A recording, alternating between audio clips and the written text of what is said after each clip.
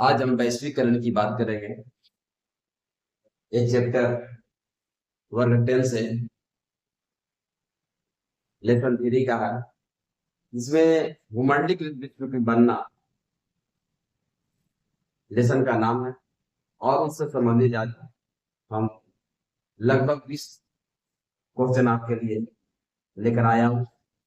ये एक ऐसा पाठ है जिस पाठ से बोर्ड एग्जाम में लगभग 8 से 10 क्वेश्चन प्रति वर्ष पूछा जाता है। और यह उन तमाम छात्रों के लिए, छात्राओं के लिए जो 2027 में बोर्ड का फाइनल एग्जाम झारखंड बिहार से देंगे, उनके लिए एक बहुत महत्वपूर्ण चैप्टर है। आज हम जानेंगे कि विश्व का वैश्वीकरण किस प्रकार से होता है। आप जानते हैं कि आज नहीं सदियों वर्ष पुरानी हमारा एशिया यूरोप से जुड़ा हुआ था, व्यापार के माध्यम से, संस्कृति के माध्यम से। आज जो हम अन्य देशों का वस्तु भी यूज कर रहे हैं, जैसे मोबाइल, ऑटोमोबाइल, वस्त्र, मसाला, ब्राजील का चाय, ये कैसे संभव हुआ? कहीं ना कहीं एक देश दूसरे देश से जुड़ा, चाहे समुद्री मार्ग हो या स्थल मार्ग हो। या स्थल मार्ग जो हमारा एक मार्ग था, जिससे चीनी मार्ग या सिल्क रूट कहा जाता है, वो वर्षों पुराना था, जिसका लुप्त 13वीं शताब्दी में हो चुकी थी। और 15वीं एवं 16वीं शताब्दी से समुद्री मार्ग द्वारा वास्को डी गामा भारत पहुंचता है, कोलंबस अमेरिका पहुंचता है, द्वितीय विश्व युद्ध, प्रथम विश्व युद्ध, ये तमाम ऐसे ऐसे हमारे इतिहास में उल्लेख है जो वैश्वीकरण का, एक दूसरे देश से कनेक्ट होने का तरीका बताता है कि किस प्रकार से कैसे हम हुए हैं। आइए हम जानते हैं इन वैश्वीकरण से संबंधित वस्तुनिष्ठ क्वेश्चन जो आपके एग्जाम के लिए बेहतर है साबित होगा। तो पहला क्वेश्चन है, भूमंडलीकृत का अर्थ क्या होता है? भूमंडलीकृत का अर्थ होता है, ये ऑप्शन है ए में, देशों का अलग करना, विश्व का आर्थिक एवं सांस्कृतिक रूप से जोड़ना, दूर करना, सीमाएं बढ़ाना। इसका आंसर होगा डी, विश्व के आर्थिक एवं सांस्कृतिक रूप से जोड़ना एक भूमंडलीकृत का अर्थ होता है। क्वेश्चन नंबर 2 है, रेशम मार्ग सिल्क रूट किस लिए प्रसिद्ध था? ऑप्शन है ए में, केवल युद्ध के लिए, व्यापार एवं संस्कृति आदान प्रदान के लिए, कृषि के लिए, शिक्षा के लिए। इसका आंसर होगा व्यापार और संस्कृति आदान प्रदान के लिए। क्योंकि सिल्क रूट था, इसके रूट से व्यापार भी होता था, संस्कृति का आदान प्रदान, भाषा, वेशभूषा, रहन सहन एवं वहां की तमाम संस्कृति का भी आदान प्रदान होता था सिल्क रूट द्वारा। तीसरा क्वेश्चन है, आलू भारत कहां से आया? इसका ऑप्शन है ए में चीन, बी में है दक्षिण अमेरिका, सी में है जापान और डी में है रूस। तो आलू हमारा देश में या हमारा एशिया में पहले नहीं था, ये आलू आया था दक्षिण अमेरिका से। और ये लगभग 1498 ईस्वी में जब पुर्तगाल से वास्को डी गामा आया था, उसी समय से हमारे देश में ये आलू का प्रचलन होता है। अगला क्वेश्चन है चौथा, मक्का का मूल स्थान क्या है?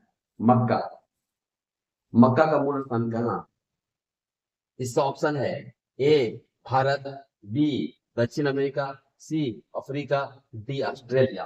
तो यह मक्का भी कहां से आया? दक्षिण अफ्रीका से। दक्षिण अफ्रीका से आया है मक्का आया है। अगला क्वेश्चन, प्रथम विश्व युद्ध कब शुरू हुआ था? प्रथम विश्व युद्ध आप जानते हैं कि 4 वर्षों तक लड़ा गया था। और मैं एक पहले वीडियो में बता चुका हूं कि प्रथम विश्व युद्ध जो हुआ था, तत्कालीन कारण था उसका सिराजुवा हत्याकांड। ऑस्ट्रिया के राजकुमार और उसकी पत्नी दोनों की हत्या की जाती है और ये तत्कालीन कारण बनता है जो प्रथम विश्व युद्ध का कारण बना। इसकी शुरुआत ए ऑप्शन है 1912, बी है 1918, सी 1914, डी 1920। इसका सही आंसर होगा 1914। अगला क्वेश्चन है 6 में, महामंदी कब आई? महामंदी वैश्विक स्तर का एक आदान प्रदान का भी एक कारण बनता है, क्योंकि महामंदी के कारण एक देश दूसरे देश को अनाज से सहायता करता है, आर्थिक सहायता करता है। जो महामंदी एक वैश्वीकरण का बहुत बड़ा रोल निभाता है। तो ये कब शुरू हुई? 1914 में। 1935 बी है, सी में आपका 1945, डी में 1929। तो वैश्विक जो महामंदी आई थी वो 1929 में महामंदी आई थी। नेक्स्ट क्वेश्चन 7 में, महामंदी की शुरुआत किस देश से? महामंदी की शुरुआत कहाँ से हुआ था? ये क्वेश्चन बनता है 7 में।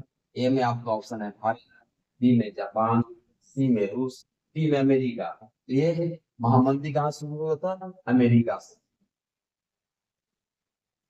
8 क्वेश्चन है G77 किससे संबंधित? ए ऑप्शन 20 देश से, बी 81 देशों के समूह से, सी यूरोपीय संघ से, डी नाटो। इसका सही आंसर होगा बी 81 देशों का समूह से G77 का ए संबंध बनता है। 9th क्वेश्चन है ब्रेटन वुड्स सम्मेलन कब हुआ? बहुत इंपोर्टेंट क्वेश्चन, ये हमेशा पूछा जाता है, बार बार परेशान हो जाता है। और नेक्स्ट जो आने वाला हमारा एग्जाम है 2027 का बोर्ड एग्जाम, इसमें पूछने की बहुत संभावना है। ब्रेटन वुड्स सम्मेलन कब हुआ था? ऑप्शन ए में है 1944, बी 1939, सी 1948 और डी में है 1950। इसका सही आंसर होगा 1944। 1944 में ब्रेटन वुड्स सम्मेलन हुआ था। नेक्स्ट क्वेश्चन 10 में, कहता IMF का पूरा नाम क्या है? ये हमेशा पूछा जाता है और ये बहुत इजी आई, ये क्वेश्चन जो है DBI क्वेश्चन, DBI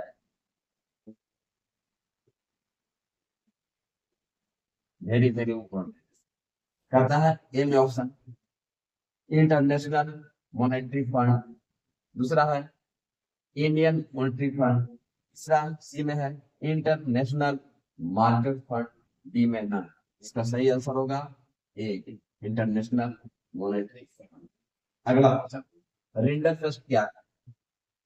मैं पढ़ाया हूं पहले भी कि रिंडरफेस्ट क्या है। तो रिंडरफेस्ट एक बीमारी, ये कहाँ हुआ था? अफ्रीका में, दक्षिण अफ्रीका में। तो ये रिंडरफेस्ट किससे संबंधित है? ये ऑप्शन है मानव से, बी पौधा से, सी पशुओं से, डी जल से। तो यह रोग था पशुओं से, और यह एक ऐसा भयंकर रोग था जिसमें पूरे विश्व स्तर पर बहुत बड़ी पशुओं की क्षति हुई थी। और अफ्रीका में कुछ लोग थे जो पशुपालन पर निर्भर रहते थे, उसी से उनका जीविका यापन चलता था। और इस रोग को आने से ऐसा हुआ कि उनकी पूरा जीवन का जो यापन होता था वो पूरा चरमरा गई, और उनका समझिए पूरे आर्थिक स्थिति को चौपट कर दिया ये। अगला क्वेश्चन है 12 में, गिरमिटिया मजदूर किसे कहा जाता है? गिरमिटिया मजदूर आप जानते हैं, कुछ ऐसे मजदूर होते थे जब यूरोपीय देशों में उद्योग की चरम उत्कर्ष पर था, उसकी उत्पत्ति हो रही, खेतों में काम करने के लिए या अन्य फैक्ट्रियों में काम करने के लिए चीन से, भारत से मजदूरों को भेजा जाता था एक अनुबंध पर, और उसको गिरमिटिया मजदूर कहते हैं। ये किससे संबंधित है? ये आपका है सैनिक से, अनुबंधित श्रमिक से, व्यापारी से, ई शिक्षा से। इसका सही आंसर होगा अनुबंधित श्रमिक। नेक्स्ट क्वेश्चन है द्वितीय विश्व की शुरुआत हुआ? आप जानते हैं कि द्वितीय विश्व युद्ध लगभग 6 वर्ष तक चला है, और 1939 से 1945 तक चला। लगभग इसमें 61 देश भाग हुए। और द्वितीय विश्व युद्ध एक ऐसा युद्ध था जो जर्मनी द्वारा पोलैंड पर आक्रमण, तत्कालीन पर आक्रमण बनता है, और हिटलर का बड़ा भूमिका रहता है जो द्वितीय विश्व युद्ध। और अगर द्वितीय विश्व युद्ध नहीं होता तो आज हमारा भारत भी आजाद नहीं होता। ये हिटलर को हमारे देश के कुछ ऐसे महान नेता थे जिन्होंने धन्यवाद दिया। हिटलर था जो आज हम आजाद हैं, क्योंकि हिटलर इतना तबाह किया, इतना मारा इंग्लैंड को, इतना बर्बाद किया, इतना आर्थिक रूप से इसको नष्ट कर दिया, तो तबाह हो गया और अंत में वो भारत होने के लिए मजबूर हो गया। ये हिटलर द्वारा किया गया तबाही का एक मंजर है जो आज हम भारतीय आजाद हैं। तो ये क्या है, भूषण वृद्धि की बात कब हुई थी? ए ऑप्शन है 39, बी है 1942, डी है 1945 और 1935। तो इसका सही आंसर 1939। इस प्रकार से हाँ, नेक्स्ट क्वेश्चन हम बताएंगे। अगला क्वेश्चन है डब्ल्यूटीओ की स्थापना कब हुई? डब्ल्यूटीओ मतलब होता है वर्ल्ड ट्रेड ऑर्गेनाइजेशन। इसकी स्थापना कब हुई? 1985 ए ऑप्शन है, बी में 1991, सी में 1997 और डी में 1995। इसका सही आंसर है 1995। 1995 में डब्ल्यूटीओ की स्थापना हुई थी। इसी प्रकार हम इस तरह से क्वेश्चन आगे भी बनाते हैं और आपको नए नेक्स्ट वीडियो में इस प्रकार की ऑब्जेक्टिव क्वेश्चन मिलेगी। धन्यवाद। नेक्स्ट 15 क्वेश्चन है भारत में दारी करने की शुरुआत कब हुई? तो इसका ऑप्शन ए में 1985, बी में 1991 और सी में है 1995, डी में 2001। तो भारत में उदारी करने की शुरुआत 1991 में हुई। ये इसका राइट आंसर है। नेक्स्ट क्वेश्चन है 16, वैश्वीकरण का सबसे बड़ा माध्यम क्या है? वैश्वीकरण आया कैसे, हुआ कैसे, इसका सबसे बड़ा माध्यम क्या था? तो वैश्वीकरण का माध्यम था व्यापार, संचार, यानी आने जाने, कम्युनिकेशन का माध्यम और व्यापार। क्योंकि वैश्वीकरण वो माध्यम से हुआ, लोग एक वस्तु को दूसरे देशों में पहुंचाए, वहां से वस्तु लाएं और अपनी वस्तु को दूसरे जगह तक पहुंचाए। ये वैश्वीकरण कनेक्शन होने का एक माध्यम बना। दूसरा माध्यम था संचार, भाषा का संचार, संस्कृति का संचार, ये वैश्वीकरण की एक माध्यम बना। इसका ऑप्शन हम देखते हैं, ए में ऑप्शन है व्यापार एवं संचार, अगला है युद्ध, सी में खेती, डी में जंगल। इसको सही आंसर होगा व्यापार एवं संचार, क्योंकि व्यापार के माध्यम से खेती भी हुआ, व्यापार के माध्यम से पौधे भी लगे, पेड़ भी लगे, व्यापार के माध्यम से अनेक काम हुआ, जो सही आंसर बनता है व्यापार एवं संचार। नेक्स्ट क्वेश्चन करता सिल्क रूट किन महाद्वीपों को जोड़ता था?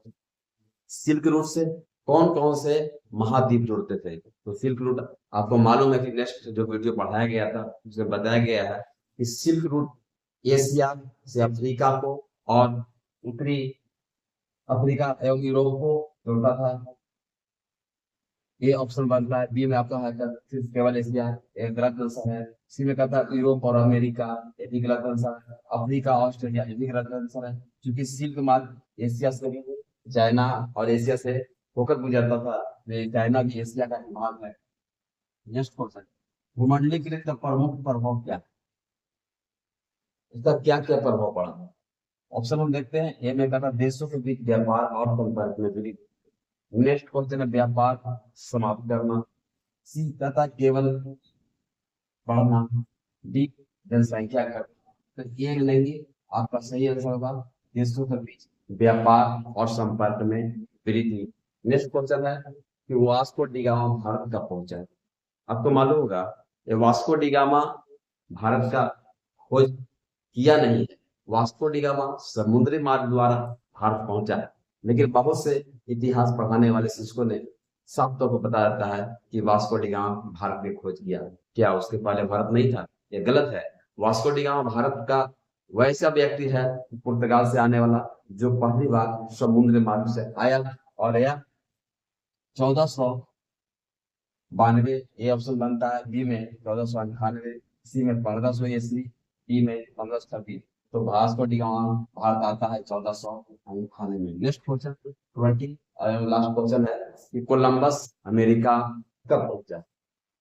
ए ऑप्शन है 1492, बी है 1498, सी है 1488, डी है 1510।